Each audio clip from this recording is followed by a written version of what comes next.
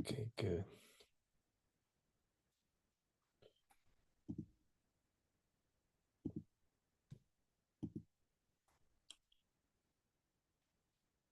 Okay, so welcome everyone. Today you may wonder why I'm speaking a little bit quiet because Kitty is sleeping in the living room and we have to, well, I want to be careful not to wake him so abruptly. Okay, so cool. A lot of things have been going on since last week. A lot of movement in the chat, a lot of questions, a lot of tension, fighting and arguing. Amazing, beautiful. That's the idea for these sessions, that they awake in us curiosity and questions and wondering, and we can talk with each other about what's going on. Because at least for me as a human, that's the problem. I don't know what's going on. That's what I'm here. I want to know what is going on. And I think there is a certain healthy attitude in this, how do you say, desperate recognition of not knowing what is going on and desperate need of knowing what's going on. It's a kind of energy like we want to know, we need to know. It's like a kind of passion uh, that it drives us to find truth. So I think for pramana purposes, it's kind of healthy. Of course, don't fight for real. Don't get upset for real. But I think there is a healthy part of this intensity on the wish to understand reality. So maybe let's start diving a little bit into it. But having said that, take a moment to bring to mind motivation, um, in the sense like not only what we want to achieve, but also why we want to achieve that. So what will you do if you achieve what you want? Let's say in this case, what would you do if you understand reality, if you understand existence? What would you do with that information? Who will you benefit with it? Or what that will be helpful for?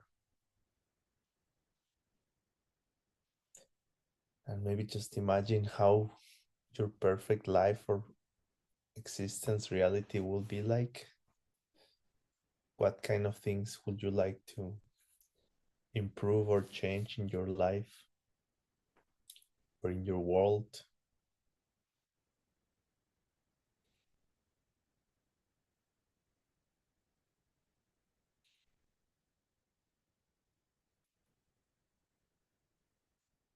Yeah, they say it's very helpful to imagine how your perfect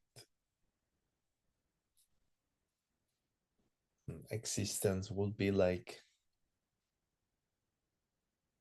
And when I think about it, I think it's connected to the step number one. When we get our mental pictures clear, that's already planting seeds for it to happen. She Sampa Yorwatartuk, super famous.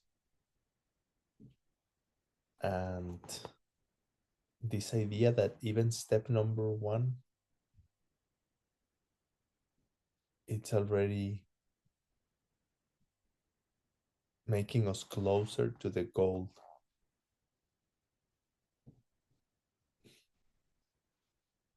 Okay. So just to say that these Shisanpayar Watartuk are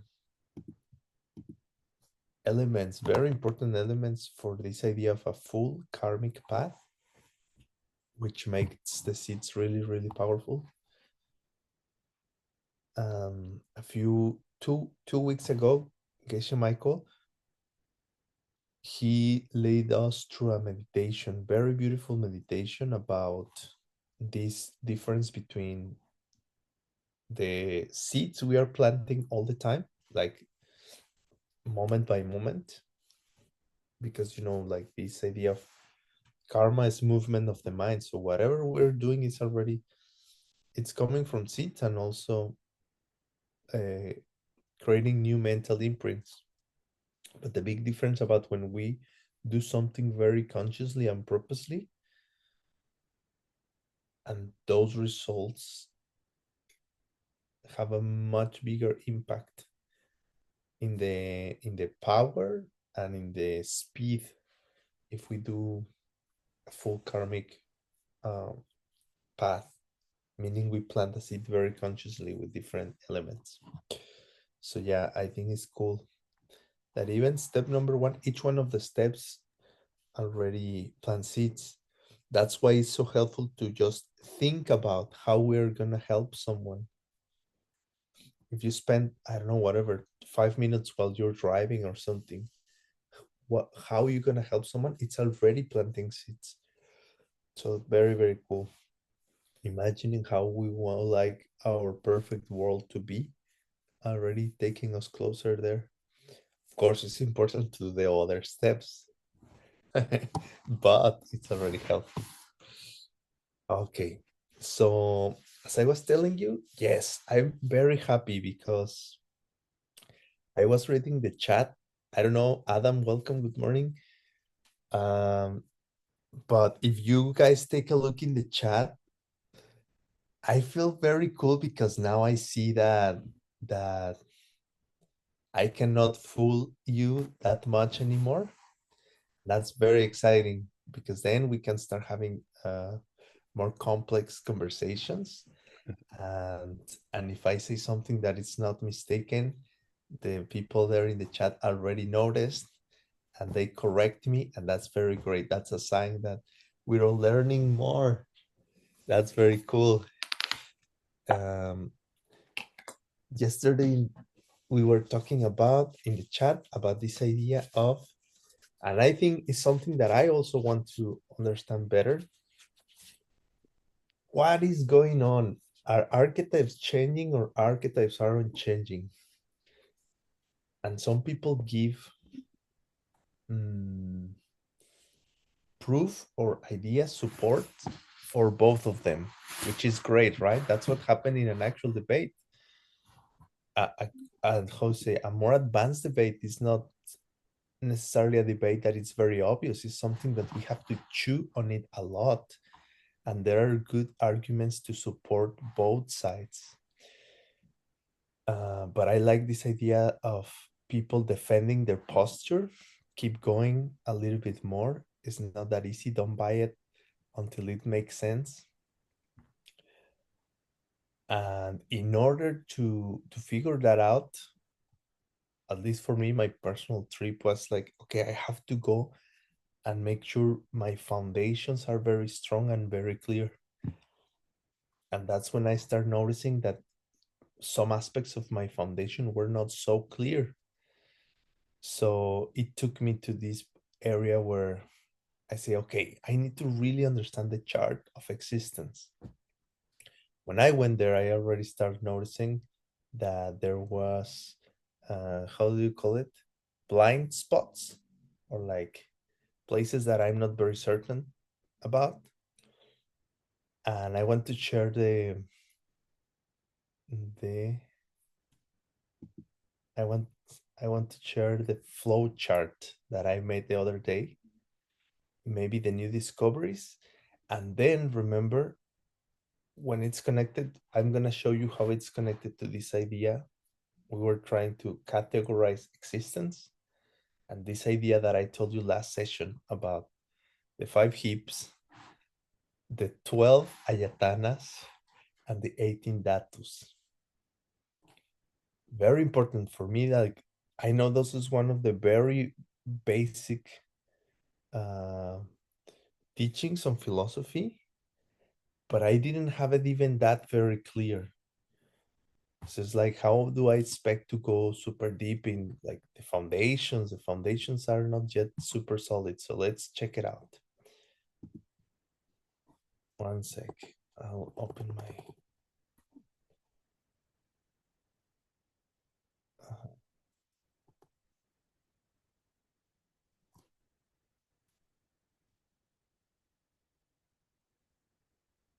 Uh,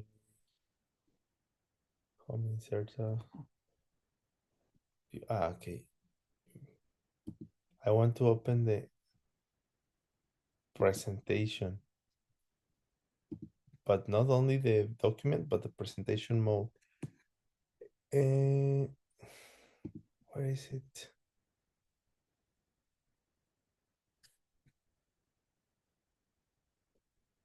Hey, I don't know.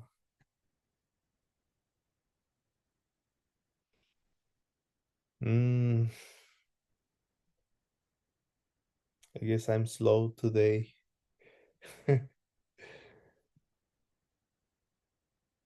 Slideshow.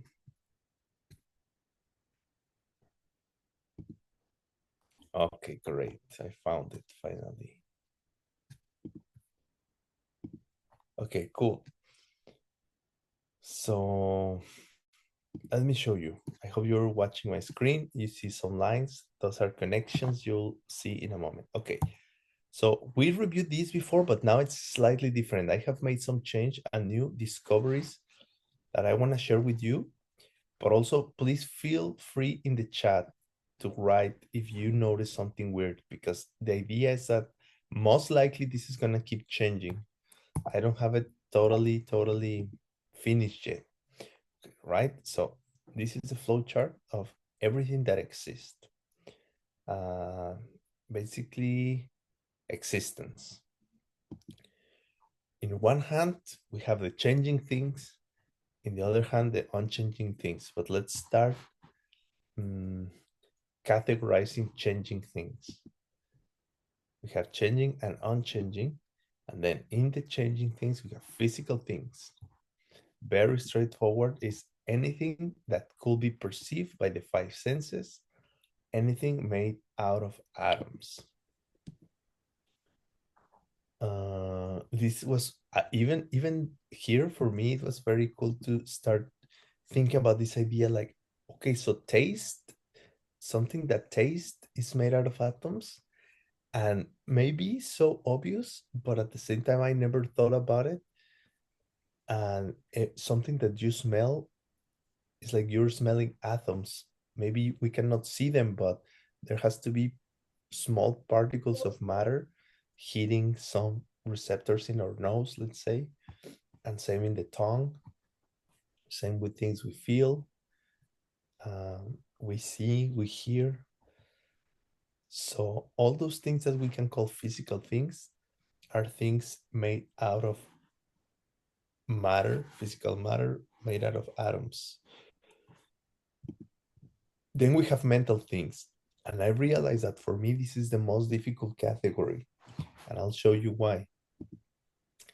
So the definition of mind is clear and knowing, and it is ineffable. Ineffable meaning uh, it doesn't have like a size or like a color or like a shape. It's like not quite, we cannot measure it in a way. Um, so what is this what is the examples of mental things? So awareness and consciousness, because this is what it gets it complicated for me. It has to be knowing. It's interesting to me because that's why they say mental seats are not, although even in the name, right? Mental seats, but guess what? They are not mental. So maybe I could argue that even the name is wrong. We should not be calling them mental seeds, because why are we calling them mental seeds if they are not mental? But it's kind of a, one of those controversial ideas. And what the reason they gave traditionally is that mental seeds are not aware, are not knowing. They are like energy potential or something like that. But then I realized that it's the same for some things I thought they were mental. Like last time I was adding here, like for example, dreams. I thought like, yeah, sure, dreams are mental. And then I asked ChatGPT, hey, ChatGPT, in the context of the Abhidharma, you think dreams are mental? And ChatGPT was like, yeah, I think dreams are mental. And then I realized it was wrong because dreams are not knowing. So it's same as this idea of seeds. So then it's like, okay, what are actual mental things? So I want to believe so far that thoughts could be considered mental things, but I have to keep exploring that, because okay, the thought itself is knowing, or you just know that you're having a thought. At the same time, as far as I understand, yes, thoughts are the object of the mind, some of the objects of the mind. And like emotions, if we take it as to be like mental functions, for example, in the sense of happiness or excitement or sadness, it's like you can see reality through the lenses of a particular emotion, ideas, feelings, discrimination, intention. Okay, so far I'm going to argue that these are mental things, but remember, later I could say different because I'm exploring these topics. Okay, now the third category, which starts getting also very um, interesting to explore, is things that exist and they are changing, but they are not physical and they are not mental. Imagine that. Okay, here's where the classical example comes. Seeds, the mental seeds, karmic seeds. Oh, maybe that's interesting. We call them mental seeds because we are looking for a substitute for karmic seed. Maybe, but just think about it. Seeds, when here, of course, it means karmic seeds or mental seeds, but I don't know. I just find it's interesting that something can have the name of something that is not. Mental seeds, they are not even mental. But of course, it's just because here we're trying to be very technical, right? Conventionally speaking, is fine. They are mental seeds. Okay, time. Remember we were talking about time, like because it's like uh what color is time?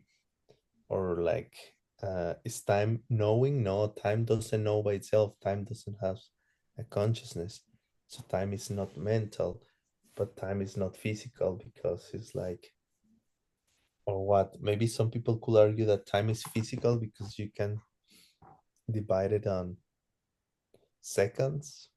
No, not really, because how much it weighs, how heavy is a second depends how painful or pleasurable it is, right? No. Okay, and then life as an idea or as a concept, as a um, yeah, I don't know, not as an idea, not as a concept, sorry, as an actual thing giving you what? An energy? That's difficult for me to grasp. And then this idea of a person as a then min duce. I think that it's. mm, it's called compositional factors, no? Okay, so even all these, it already triggers questions. So then, in a way, it's exciting because it gives me hope when I see things that I could improve and deepen that are supposed to be super basic. This is supposed to be one of the very first topics that they learn in the Geshe universities. And if I realize that, for one, we could feel a little disappointed, like, oh man, I don't even have the very basics foundations very clear. But in a good way, another way, is a good news, because it's like, oh, so you have a lot of range for improvement. Imagine if you can improve it even in the foundation, imagine the much more you could keep improving in the more advanced topics. Then on changing things, absences, negative phenomena, which classical examples are empty space and emptiness. Then, as part of the absences, which kind of we could say are its own category, but they are at the same time, they are a subgroup of absences. We have cessations, things that at some point were there, but they are not there anymore, which are absences. But for example, empty space has always been empty, right? And cessations is like something was, let's put it this way, it was blocking something and now it's not blocking that something, which is interesting. For example, nirvana. So it's cool for me to think about the idea of nirvana as something that it's like a space that has been made available by removing all the negative emotions. So it's like a lack. It's an interesting perspective, a place where you have removed every negative emotion. So it's an absence of a negative emotion, um, mind and heart. Another cessation is the guarantee that you never ever anymore have to go to any of the lower realms. That's the guarantee or cessation we get when we reach this point where our intellectual, logical understanding of the emptiness, Geshe says the pen, gets so good that for some reason our mind blocks this possibility of ripening into a lower realm. That's amazing. That's really, really cool. And then we have this, what also was giving me trouble, on changing concepts or ideas. Because yesterday, I think Ola really gave a very good argument when she was supporting this idea of archetypes being changing. She say if they weren't changing, they could not be interacting with anything else. They could not be affecting everything else, because for something to perform a function, it has to change. So if archetypes are producing something, they have to be changing. So that to me was like, yeah, that's a really great um, argument. Now at the same time, what about the truth or fact that everything that exists has emptiness? Is that fact something changing, or is that fact something unchanging? And this is the truth. I thought maybe I knew the answer, but then I realized maybe I don't know the answer, because there are deeper ways to look at it. Because maybe fact the fact as a the idea is difficult to explain, but the idea that the fact is the position that the fact is defending maybe is unchanging, but maybe the fact as a result of a seed in my mind is changing. I don't know. And there are debates we haven't figured out yet. What about this idea of archetypes, facts, and truths? Oh, but that's why we are here.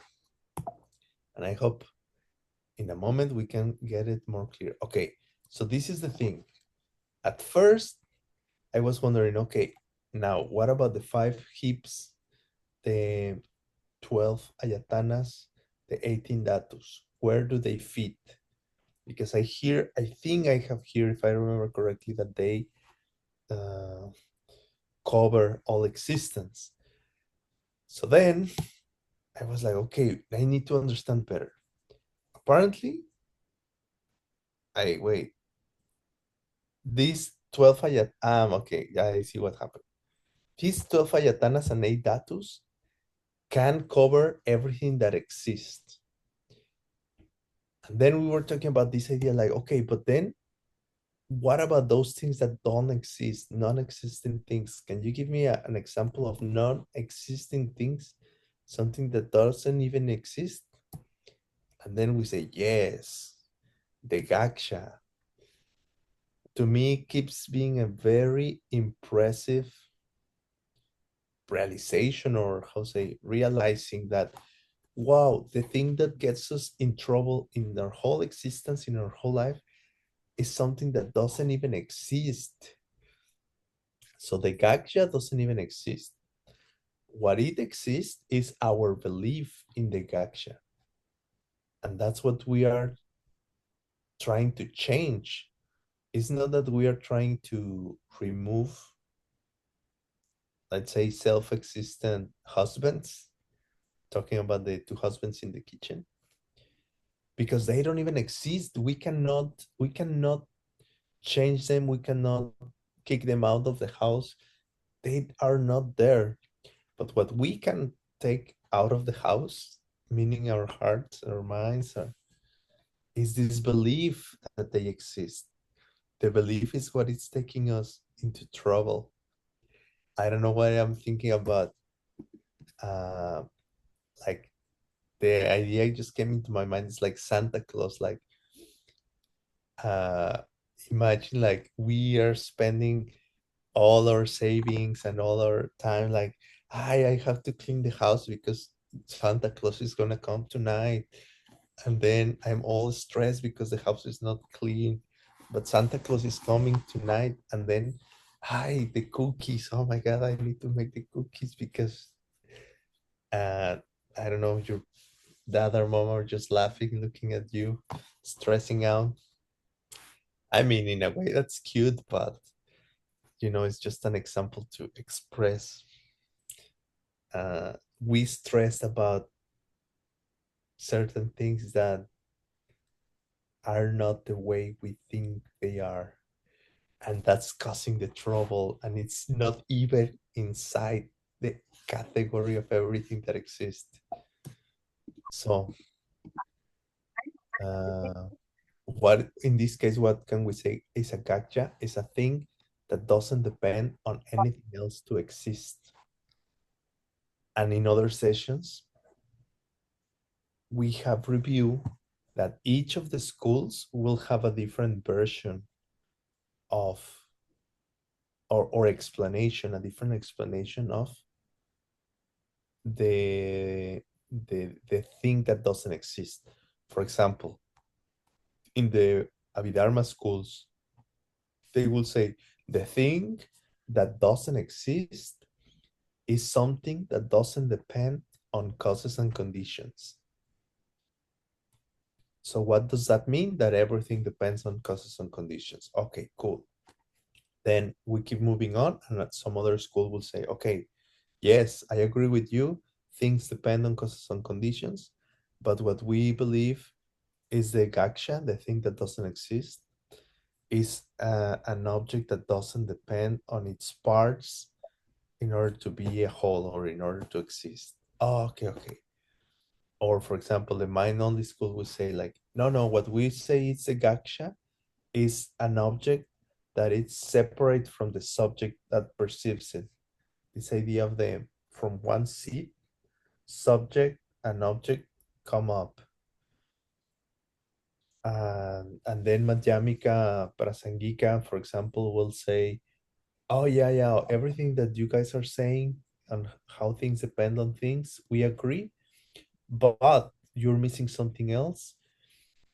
So we believe that the gacha is something that doesn't depend on your karmic seeds to exist, right? So it starts building up, but the way they define gacha, it's different. So we could believe, if we don't know these things, we could be talking with someone, and let's say a person that they say, oh yeah, I like Buddhism very much. And you don't know what lineage, what Buddhism, what school, you don't know anything. And you're both think you're talking about the same thing when you start talking about gakchas, but in their mind, it's a different thing what they are talking about. So that's why also all these supposed to have very clear where are we standing. Okay, so and then this is the new thing that I would like to review today because this is new for me. Now the five skandhas, right? Here we say the 12 ayatanas, the 18 dhatus, and then the five skandhas seems to me, because of the information I'm about to share with you, that the five skandhas cover everything that is changing thing, but not the unchanging things. But the 12 ayatanas and the 18 dhatus does cover both changing and unchanging things. Now, to me, it's a problem because I always thought that it was equivalent, that the five skandhas, the 12 ayatanas, and the 18 dhatus, I thought they all cover the same amount of things, but now apparently not. So we will explore that. Dun, dun, dun. Okay, and then if you guys, I haven't been checking the chat, but let me see if there's like, how to say, appellations. Well, there is something in either Russian or Ukraine. Okay, so please, okay. Ina, are you set up for translation? Let me check. Okay, I'm gonna have to add, set me please for Ukrainian translator to Ina, right?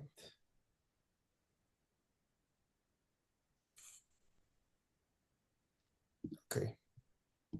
Let me know if there's other people who need tech services. Okay, cool. I'm just gonna keep going, but people can participate. Just raise your hand. Okay.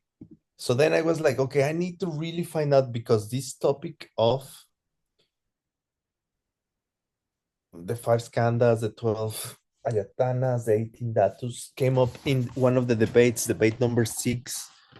We read it last session, and then I realized, okay, I really need to get that clear before I can keep moving on. So then Adam find me a very cool short text. It's just like 4 pages that helped me a lot, and I would like to share with you.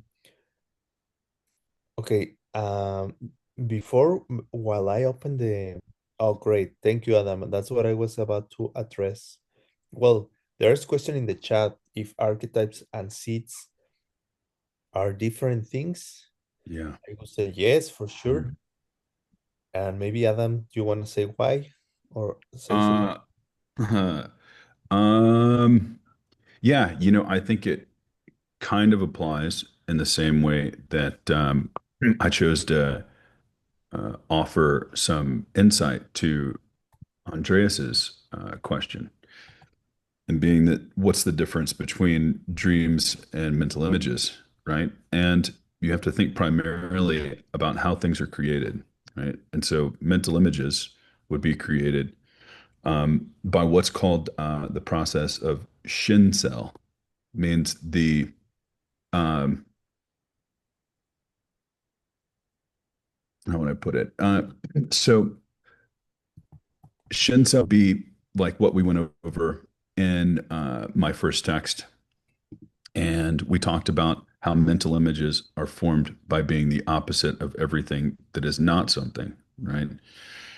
So mental images primarily created by saying, okay, this object is the opposite of everything that is not this object. And mental images would be direct objects of the mind, right? So you have two different ways that dreams are created in the sense that, excuse me, two different ways that these things are created. And if something is the object of the mind, well, how about this? I'll ask you this.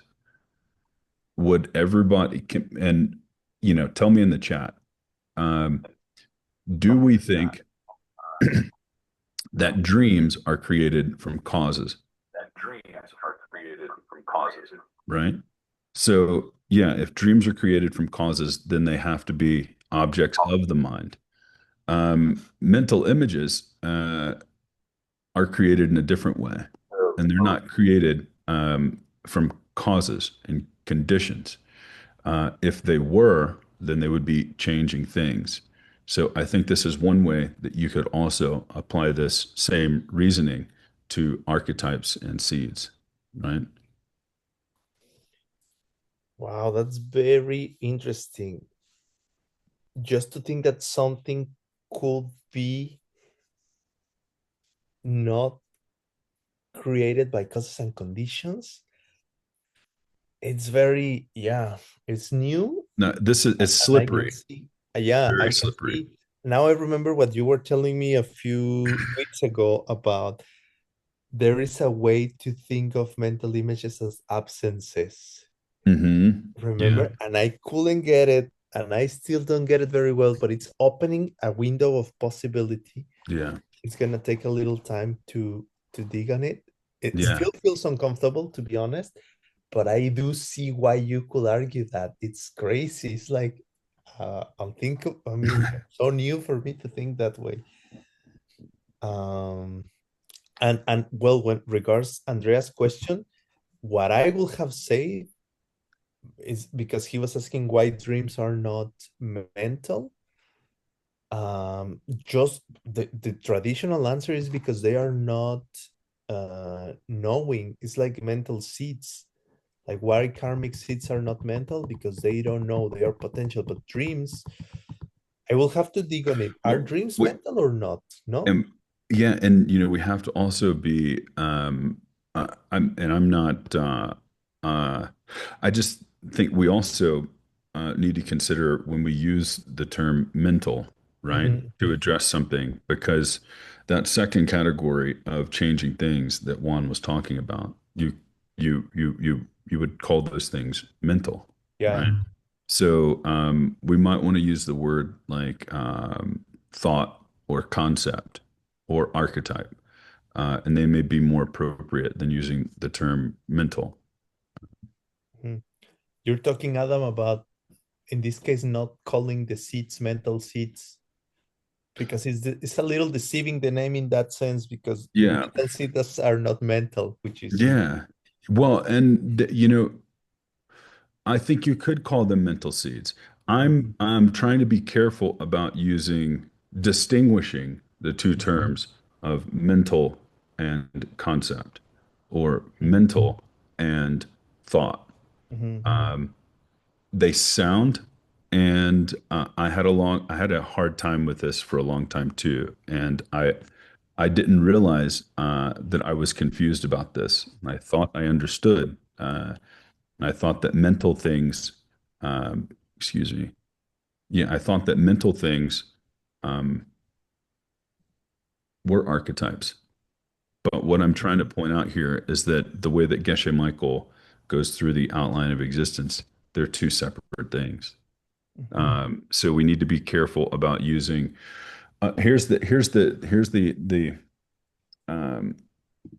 my argument is that if one of the things that we will get into, and you may have seen in the Wrong Luke section of the first chapter that I put into the chat a couple of weeks ago, is that whenever we present our system, right, we do so by giving the definition of things, we give the division of things, and we give classical examples of those things. And we also will outline synonyms, right? So words that are different, but they refer to the same thing. Okay. So are we going to say that mental things is synonymous with archetypes? Are mental things synonymous with archetypes? Are archetypes synonymous with concepts? Are concepts synonymous, right, with abstract ideas?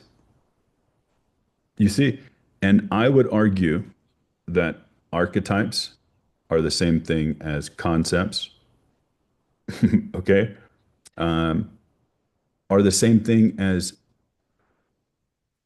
mental images, okay?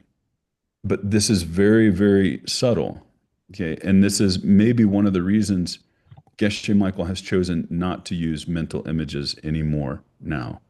Um, so when he translated Course 13, excuse me, um, when he translated, um, when he taught Course 13 for the first time, this was in 1995.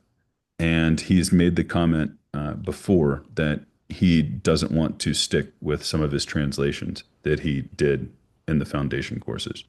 And I think this may be one of the reasons why he's now choosing to use like the term actual objects, right? Versus concepts, right? For Rongzhen and Chitzen. Um, and I guess what I'm trying to point out here is that I think we do have to be incredibly aware of the fact that mental things, right? Things like feelings that that Juan was pointing out, right? The second category of changing things are different than mental images. Okay. So mental things, but I'm just pointing out, okay, it is confusing, but I think it's something to think about. Yeah, yeah, yeah, for sure. And to me, it's like that. Like the more we keep going, we're gonna keep exploring ideas and possibilities, and we'll find out what it is. Yeah. Adam, what do you say? Pretty much it's gonna, I don't know if it's already time for your section, but I want people to read the 4 pages. Could we go Yeah, I and think do that? that's perfect. Yeah. Okay. Because it really helped me Yeah. to check it out, and I'm gonna share with you the document. For those of you, I don't know if you guys remember, but there used to be something called the book reading club. I don't even remember. It was a initiative of Diamond Curry Classics that every week we will select a text and we will read it and then we will discuss about it. It was before the Good Night Book Club. It was like the book reading club. I don't remember, but anyways, I was thinking we could do something like that because it's only 4 pages, but it's really, really, it was helpful for me. I would like to see if people want to read and we can just read like paragraphs, but then it will make it more interactive. So let me know if anybody wants to read. Just raise your hand and or put it in the chat because I don't see hands right now. Does anybody wants to read? Or you just want me to read it for you? I didn't see chat people saying, I want to read, please. Okay, so then I'll just read it. But I'm thinking of ways to, oh, Christian, yay. Okay, Christian. So maybe can you help us starting from aggregates and just to the end of the page? Hi, thank you. So aggregates, constituents, and sources. The sources can serve like then oral teaching. Jamyang Sheva has a great exposition of planets. Another way of diving all impermanent things is into the five aggregates, or more literally heaps or piles. Skanda, Punpo. These five are the five aggregates are thing, forms, rupa, sukh, feeling, vedana, sorva, discriminations, samjna, dusha, compositional factors, samskara, duche, consciousness, vijnana, namshe. The heaps are so called because when Buddha taught them, he heaped up various grains, rice, and so forth, into five piles to represent the categories of impermanent phenomena. These heaps are defined as aggregates of phenomena, and therefore aggregate is often used here as the translation equivalent. Yes, thank you. So even to me, Thank you. that was very cool because it's like the story. They say that the story when Lord Buddha taught this, he used piles of rice to make the example. And I never heard this before. So I was like, that's interesting. That's cool. Okay, so basically here are the five heaps: form, feelings, discrimination, compositional factors, consciousness. Okay, this is the way the five heaps are divided. But check what comes next. Anybody else would like to read two paragraphs? Let's say from the 11 to the impermanence. Andreas.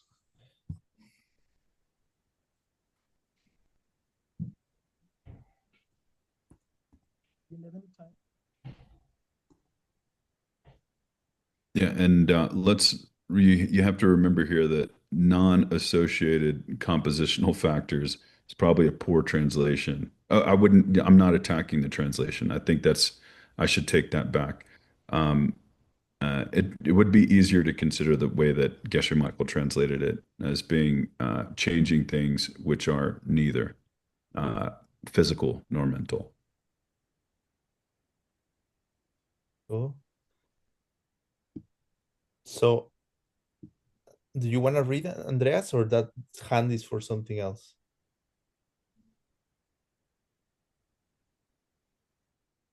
The 11 types of forms. Can you hear me? Yeah, Can you hear me? yeah, The 11 types of forms and all their instances constitute the first aggregate, forms. The three types of the mental factor, feeling, pleasure, pain, and neutrality, and all their instances constitute the second aggregate, feelings. The mental factor of discrimination and all its instances constitute the third heap, discriminations. Non-associated compositional factors, which Adam just said we should call, what was it called? I think Geshe Michael called them active things in ACI 13. yeah, yeah, exactly. And the remaining 49 mental factors, as well as all their instances, constitute the fourth aggregate, compositional factors. The six main minds and all their instances constitute the fifth aggregate, consciousnesses. The person is imputed independence upon those aggregates of impermanent phenomena and is unfindable either separate from or among them. All impermanent phenomena, not only of the personal continuum, but also of the external world, are included in these five. However, the emptiness of the mind, a permanent phenomenon, included within the personal continuum, is not counted among the 5 aggregates because the 5 aggregates are exclusively impermanent. Thus, all phenomena of the personal continuum are not included in the 5 aggregates, only the impermanent. And when they say here impermanent and permanent, actually is what we're calling changing and unchanging when we make that distinction. So to me, it was like, okay, it was one of my first, like, how to say, highlights. Like, okay, so these 5 heaps, they say it cover everything, but not the unchanging, sorry, not the,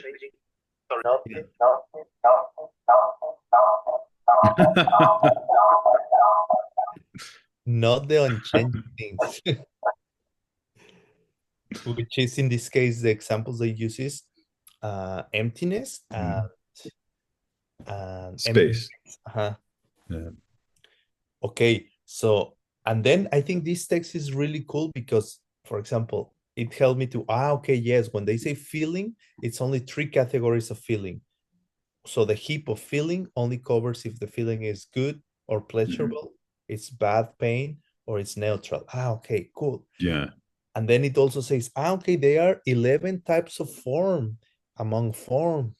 I'm not gonna go there now, but I Google it, and then oh man, that's another super deep hole. It is, and we should point out too that this is going to be covered in depth the more we move through the first chapter of the Dura. They will outline, and all of the 11 types of form will be given definitions and divisions, and so we'll all properly understand that soon enough, I think. Amazing. Okay. So anyways, I hope at some point I'm gonna share, if you agree, Adam, these 4 pages so people can read them. I think this is perfect. Yeah, I think this is perfect. Okay, so should we keep going? Yeah. Now it's we are on your watch, Adam. So Lynn. I think Janet wanted to read, and then Lynn wants to read. So luckily we have a lot of paragraphs. The last 4 aggregates are mental phenomena, as the first is physical. Thus, the 5 are the mental and physical aggregates. Each instance of the 5 is also called an aggregate because for instance, a table itself is an aggregate of particles and a consciousness, and the consciousness is a continuum of moments. A single particle and a single moment of consciousness are also called a form aggregate and a consciousness aggregate, not because a form aggregate and a consciousness aggregate, not because they are aggregates of particles or moments, but merely from the point of view of designating a part. For example, an instance of a form aggregate with the name of the whole form aggregate. This mode of appellation, in which every instance of an aggregate is itself called an aggregate, is itself called an aggregate, accords with the relationship between a generality and its instance. If the generality is form aggregate, each of its instances must be a form aggregate. To be an instance of a generality, such as a pot. Nope. Sorry. Yeah, there's just a few things we should probably note after you finish. I'm sorry. Oh, okay. I'll be quick. No, no. In the instance of a generality such as a pot, a phenomenon such as a gold pot must be the same entity as the generality. A phenomenon must be a pot, and therefore must be other instances. Yeah. And sorry, Janet, I wasn't trying to rush you. I just didn't know when I should step in. because once again here we have a term called appellation, right? But that means to just give something a label, right? So means to give something a name, right? Like when the opposite of everything that is not a coffee cup is the coffee cup, right? So when you look at a particular coffee cup, what you're doing is you're giving it a name, and that's the appellation process. Um, Also, here when we talk about generality, um, we're talking about categories, right? We're talking about archetypes. We're talking about cheese, dun cheese. We also need to make a note here that when it says, what is that? The last line here, this last line, Okay. to be an instance of a generality, such as pot, right? Um, and a phenomena such as a gold pot. So if you've done the foundation course 13, you'll know that what we're pointing out here is the difference between pot, a pot, and the pot, right? Uh, so this is all. I don't think Juan asked us to read this, um, for no good reason. You could see how Chichedrak could be caught up in the information here, right? Mm-hmm. Yeah, I was also amazed to see this, that even in one of the most foundational content of the five heaps, we're already going into Chichedrak. And it's this thing like we could argue that the Buddha in the one of the very first topics, he's already hiding Yeah. Chichedrak. Like this is explanation why they are called aggregates or heaps. Mhm. One reason is because the Buddha used piles of rice to explain this. Another reason is because when you have like it's like, how to say, you have the aggregates, meaning many things put together, aggregated there. Yeah. Then each one of the aggregated, how is it? Yeah. Yeah. Yeah. And aggregated. So Yeah. it's like each one of the, yeah, each one of the parts, it's a part. Does that Yeah. make sense? You Yeah. have a bunch of uh, tiny pieces of rice, Uh-huh. and then we put them together into a pile of rice, Mhm. right? And so that pile would you could say it is similar to the uh, the mental image, right? The archetype. Each one of the individual rice grains would be an instance of a rice. But what you're doing is you're taking all of those little pieces of rice and you're tying them together into a big group, into that generality. Yeah. It's like to say the form aggregates, each of the form aggregates is a form aggregate, Yeah.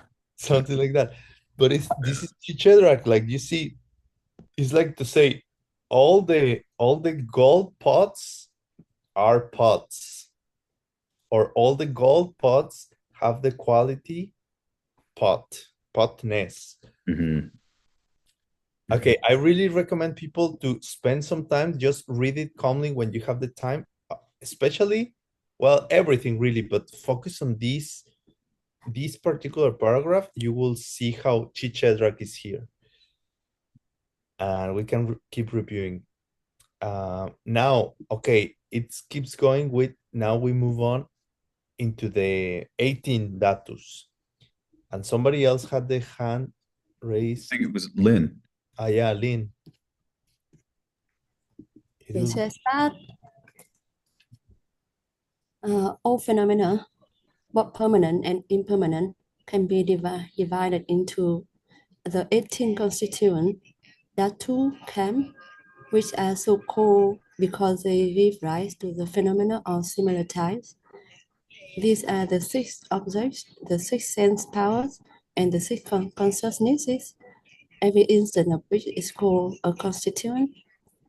The 18 constituent object form, sound, order, taste, tangible object, phenomenon, sense power is eye sense power, ear sense power, nose sense power, tongue, body, mind sense power, and consciousness is eye consciousness, ear, nose, tongue, body, and mental consciousness. That's right. Maybe these two. Phenomenon. The sixth category of objects refers to other phenomena.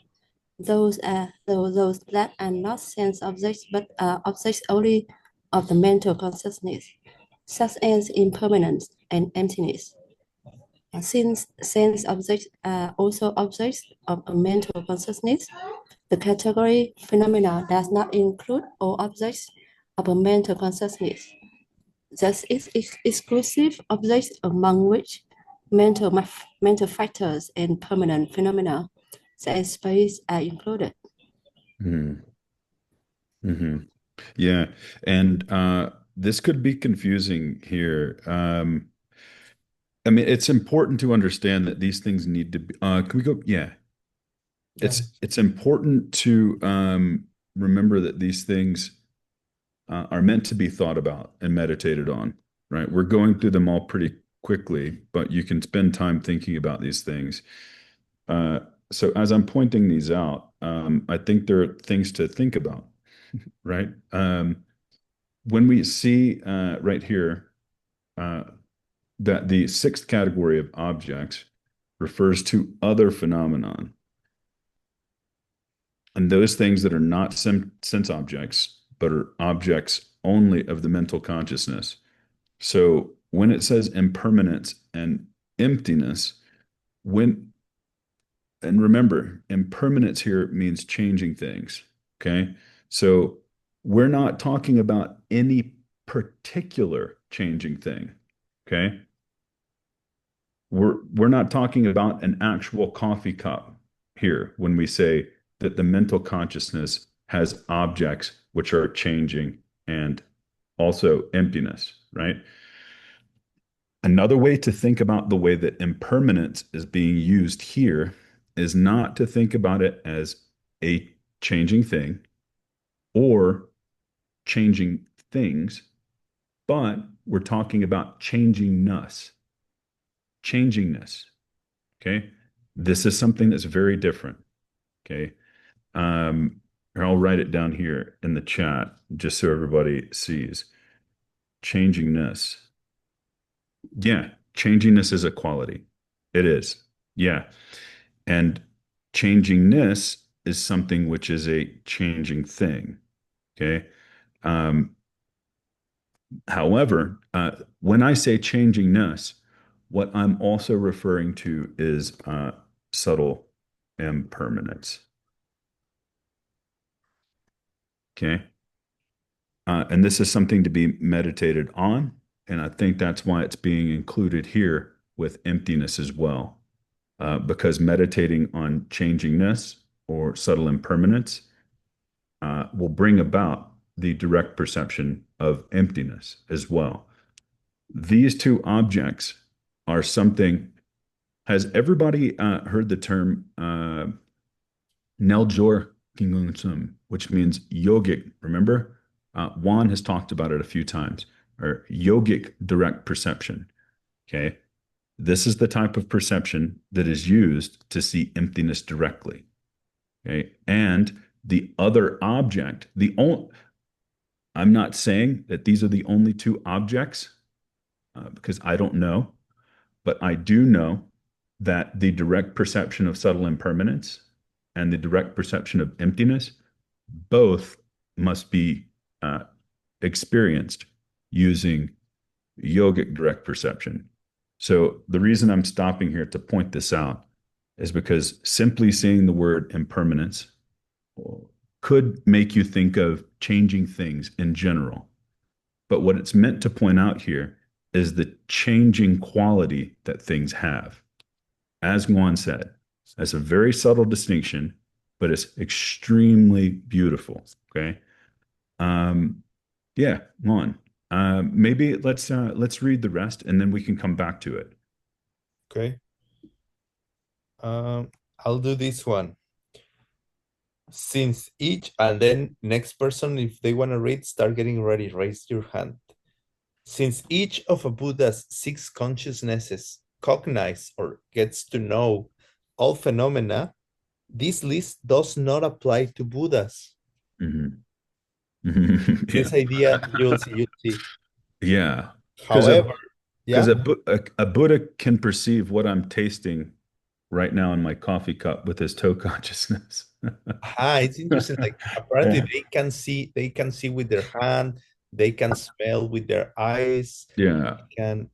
It's interesting that it says, however, the ability of a Buddha to cognize all objects with any consciousness does not imply that there is only one mind, which is merely designated with the names of the 6 consciousnesses when it arrives at the various organs and experiences.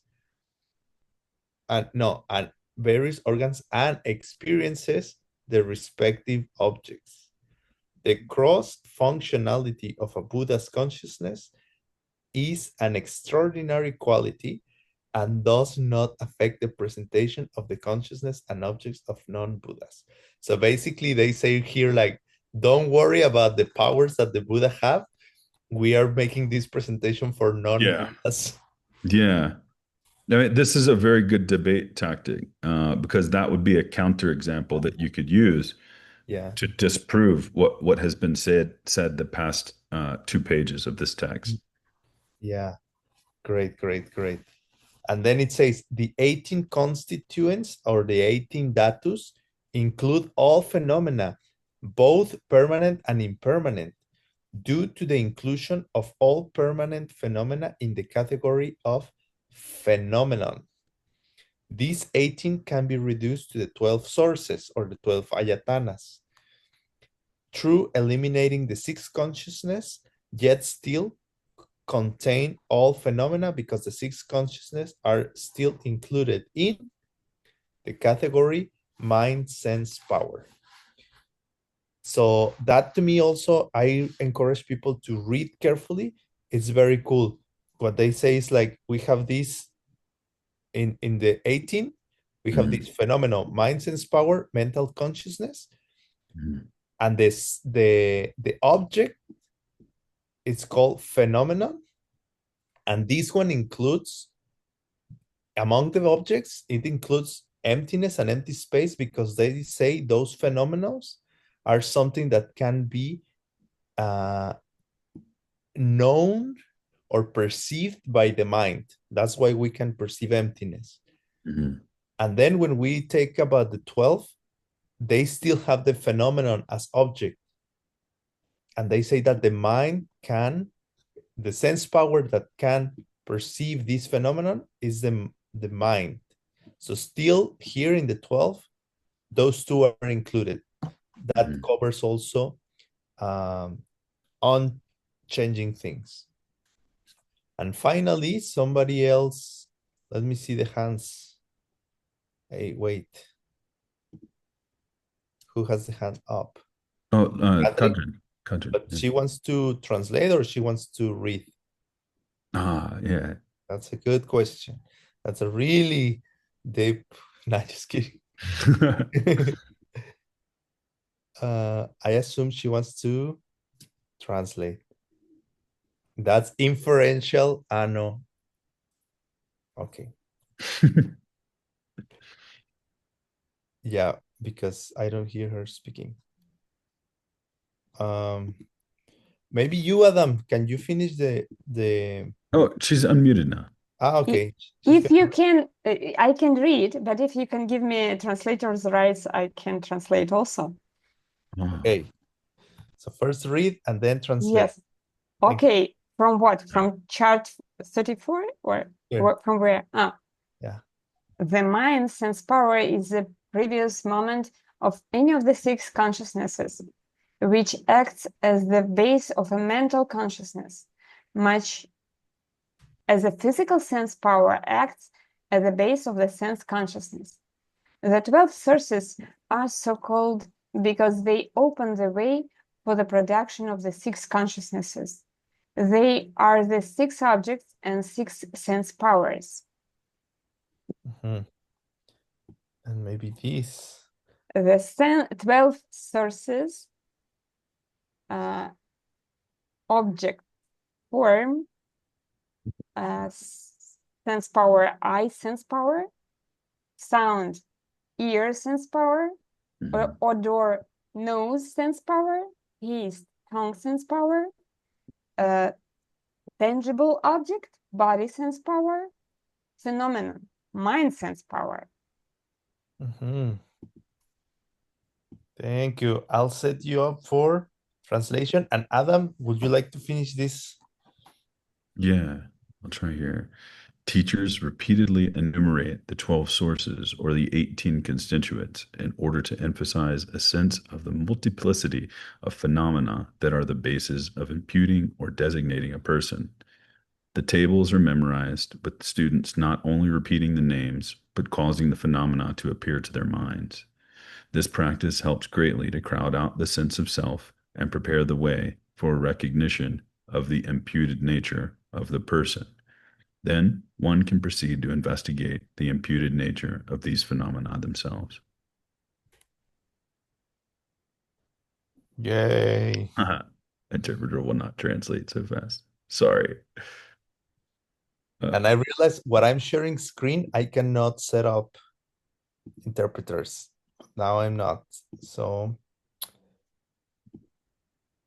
let me do this. So did everybody kind of catch that last the meaning of the last paragraph there? What the study of the five heaps is supposed to do is to eliminate wrong ideas about the nature of the five heaps, right? And if you, let's say, if you cover the five heaps, then you've covered all changing things, right? So understanding the qualities of the five heaps should push out the wrong ideas, right? About changing things. And the only other thing that's left are archetypes, constructs, concepts, right? And then you begin to understand how there's a relationship between your ability to label things and the nature of the five heaps, right? So you'll start to see how they're interdependent, yeah? And there's how often do we talk about dependent origination, right? Everybody's heard this term. It's super, super, super famous. So this might be one of the most important examples of dependent arising, right? And the way that the five heaps are uniquely dependent upon your labels. So I think that's kind of what this last paragraph is saying, is that this is meant to be a doorway into seeing how your mind labels things.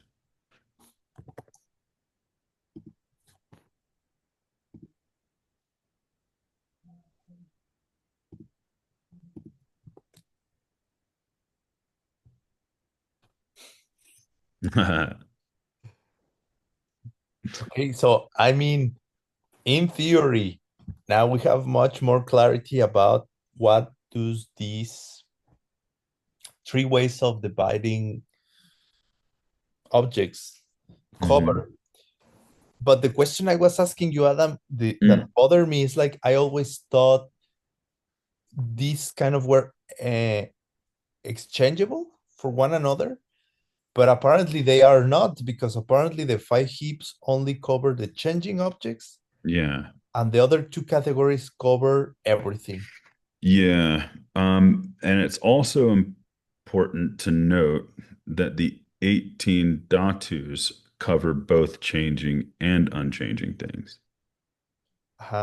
But apparently the 12 ayatanas as well. Yeah. Cover changing and unchanging. Yeah. So these are so understanding really what Juan was going through today is another way of looking at the outline of existence, right? And it gives it more clarity. It's a different lens, a different microscope, right? To look at changing things. Mhm. Excuse Now, me, changing and unchanging things too. sure, depending what category we're using. Mhm. So I'm sharing in the chats these 4 pages. Mhm.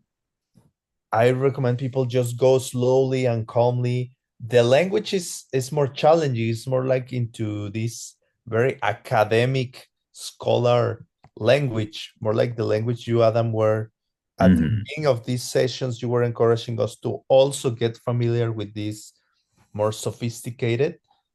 And I think that can be a great tool, like we ourselves being able to understand and use very, how you call them, scholar text. Yeah, precise. I Right. mean, it's super precise. Mhm. And then we ourselves develop this quality of bringing them into a very accessible language, but not that we cannot work with these texts, because maybe sometimes could be very helpful to Mhm. to it's like a practice, really. Mhm. You just get used to these more complex words or ways of Mhm. um, expressing ideas, but then Mhm. at the same time we learn how to bring them down to very accessible language. Yeah. Just spend some time with it, and I really believe like having these kind of things very solid in ourselves, like even the flow chart of existence, the different categories, like, okay, everything is very well organized. From there, we can start getting deeper. Is there anything else you would like to mention as an important thing for today, Adam? I think we're basically over. Yeah. I think what will just to kind of give you all a reason to come back next week. We're going to jump into Mushi Musum. Yeah. And we'll jump into it pretty heavily so that after maybe a month and a half looking at it, you all should be experts in Mushi Musum. Okay, okay. Yeah, which is like a logic game, right? It's another way that we'll look at changing and unchanging things and the five heaps and all these other things. Mhm. And thank you, Adam. I think today we took all the time basically on this um, review of the existence. Well, it's okay. And I really appreciate that you Yeah. gave us the time to check that, because for me, really, it was helpful a lot with this text that you share. Mhm. But yeah, I really hope it can help us to keep digging.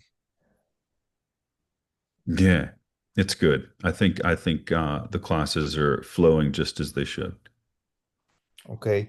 Thank you so much to the translators. Hopefully, nobody had a hard time today. Yeah. Who knows later by Yeah. now. And thank you so much for taking the time. Again, Yeah. my encouragement is like, if something doesn't make sense to you, keep investigating and also ask other people. Mhm. Meditate on it, keep reading, ask other teachers, other friends, other people. Hey, I heard about this. What do you think? Like, for example, I still want to investigate more. Why are dreams gonna be finally considered mental things or not? Yeah. I'm gonna keep asking people, and then share with us, because what you discover is gonna be great as well for all of us here. Yeah. Okay, so thank you so much and best wishes. All right. See you guys next week. Bye. Love all the smiling faces. Bye, guys. Thanks, everybody. Bye.